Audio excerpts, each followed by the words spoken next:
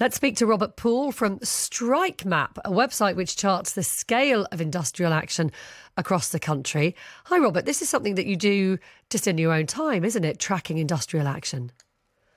Hi, good morning. We've been running the map for about 2 years now. There's just a small team of volunteers that we put it together. It's a bit of a labour of love, really. It started off a couple of years ago with, just a handful of strikes, and I think we've got over 10,000 strikes in our database at the moment. Yeah, this is what's surprising about it, because if you start off on the map, it's got numbers in each of the regions, and you're looking at numbers in their hundreds, and then you click on the number and you zone in. And I mean, I'd no idea of the full scale of industrial action that was taking place. We're talking about the big ones, but what other strikes are you looking at then?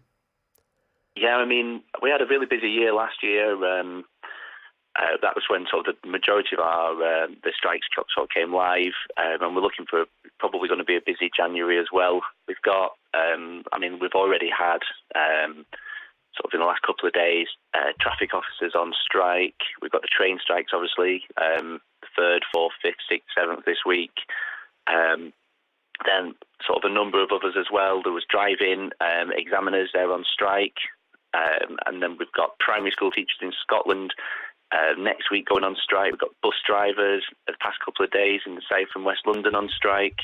And then we're also going to see sort of ambulance workers again later. But then we've got a couple of other ballots concluding with the National Education Union.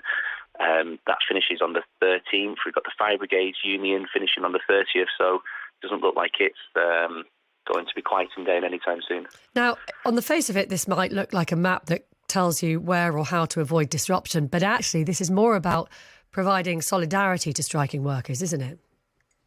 Yeah, we set it up originally because we sort of saw a gap. There's no permanent record of where people have been on strike. The Office of National Statistics will put write down some numbers of the number of days lost, but there was no map, visual thing. I'm a geography teacher sort of by training, and so I do like a good map. And myself and Henry Fowler, our co-founder, we sort of came up with this idea. It's evolved since then. We saw people wanting to use it, to actually visit their local picket line. So we've sort of upgraded the map a couple of times to add some extra functionality. And so, you can now click on it and there's a little button that will take you to your local picket line. There's a button to send emails, to send solidarity. And we want to show people who are on strike that they're not alone, and people are in support. And we've seen that with the figures coming out from independent polling over the past few weeks, that people do support this strike action. Yeah. I think with the government are making a big mistake when they're bringing these anti-strike legislation in, because especially with the nurses' strikes, the support is there. Yeah, absolutely. Yeah. And I think, as you say, the stats back that up. Some people don't, of course, support the strikes, but there does seem to be majority support at the moment, particularly for public sector workers. I'll read you some of the tweets I got last night in terms of the disruption that these rail strikes in particular have caused people and how they've had to change their plans. Ian says, I'm taking 2 days from work to drive my wife and disabled adult daughter to a 2-day-long hospital appointment in London due to no trains. Google says it's a 3-hour drive one way. Appointment starts 9:30 a.m. So into the rush hour, says Ian, which feels like a major effort for him. This one here, Lisa, driving my son 400 miles back to Newcastle Uni. At least we'll have 8 hours in the car to chat. And then she puts in brackets, he will have his headphones on and sleep the whole way. Rooster says, my son's not going to uni for additional study time because of strikes. Another one here, my wife's delayed 60th birthday, delayed by a year until the 18th of December last year. Transport then disrailed this, had to get taxis to and from London, hugely expensive, but still with the rail workers. Is that the sense you're getting? People are putting up with the disruption, even though it's causing them extra hassle in their lives? Yeah, that does seem to be what we're seeing. Nobody wants the disruption, and it's affected me and my plans over Christmas. But at the end of the day, strikes are meant to be disruptive. That's the only way that they work. And I think people are sort of getting to the end of the tether, really, and they're sort of realising that they've got to stand up for themselves, because we're just seeing no help from the government.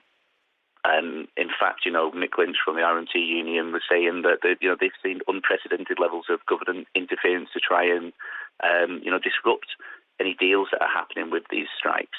And it's not just about pay. It's about safety on the rails. It's about adequate funding in education. It's about an NHS that works, and we've not got any of those at the moment. And at the end of the day, we're going to see more disruption if the strikes don't win, because we've basically got public services that are just collapsing at the moment. Well, we're going to get into the kind of detail of the arguments around the strikes later on in the show. We're going to hear from the union, ASLEF, involved today. We're going to hear from the Rail Delivery Group about their position on all of this. But as a teacher, we're expecting strike ballots next week, I think, aren't we? Where do you stand on teachers taking strike action? Same, we don't want to take strike action.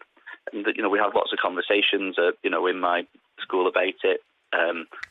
We don't want to see any more disruption for our pupils, and we just hope that the government will step in and they'll make the right decision.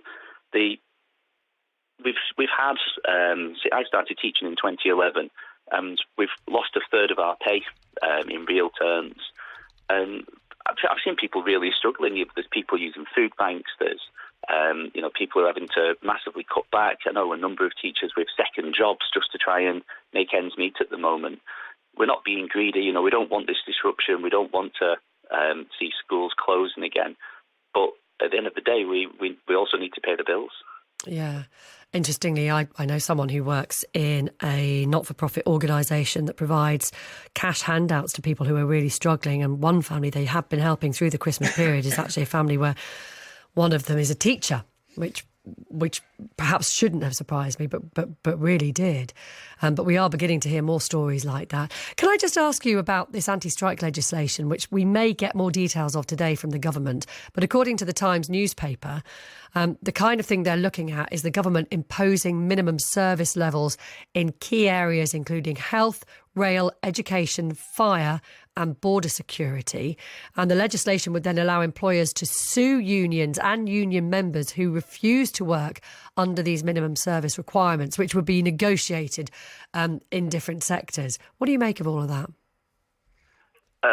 It's not surprising from the government. They have been sort of trailing this for a while, but it's at the end of the day, if you're telling people that who have voted in a ballot, which is already very difficult to do with the current anti-strike legislation, that they have to go into work, then you're taking away their fundamental right to go on strike, which is enshrined in human rights legislation and international agreements. So I think we will see a big backlash against this. The TUC have already said they'll take this to the courts.